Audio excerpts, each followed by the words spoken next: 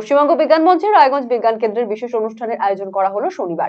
এদিন রায়গঞ্জের মহারাজা জগদীশনাথ হাই স্কুলে এই অনুষ্ঠান অনুষ্ঠিত হয়। পশ্চিমবঙ্গের বিজ্ঞান মঞ্চের রায়গঞ্জ বিজ্ঞান কেন্দ্রের সম্পাদক সূর্যনারায়ণ চক্রবর্তী বলেন, গতবার যারা বিজ্ঞান অভিক্ষায় রায়গঞ্জ বিজ্ঞান কেন্দ্রের অধীনে সফল হয়েছিলেন তাদের এদিন পুরস্কৃত করা হয়। পাশাপাশি মহারাজা জগদীশনাথ হাই স্কুলের বিভিন্ন শ্রেণীর প্রথম ও দ্বিতীয় স্থানাধিকারী পড়ুয়াদের পুরস্কৃত করা হয়। অন্যদিকে এদিন 14তম ত্রিবার্ষিক সম্মেলনের আয়োজন করা হয়েছিল।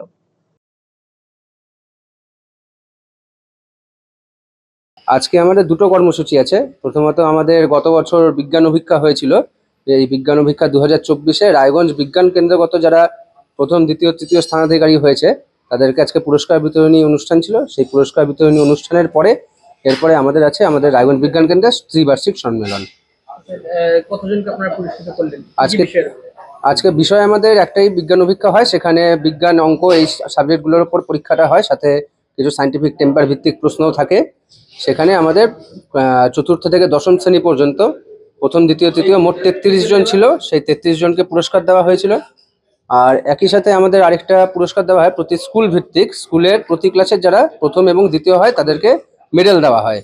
আমরা আজকে মহারাজা জগদীশনাথ হাই স্কুলে অনুষ্ঠানটা করছি। সেই স্কুলের ছাত্রছাত্রীদের যারা প্রথম, দ্বিতীয় হয়েছে তাদেরকে আমরা মেডেলটা তুলে দিয়েছি।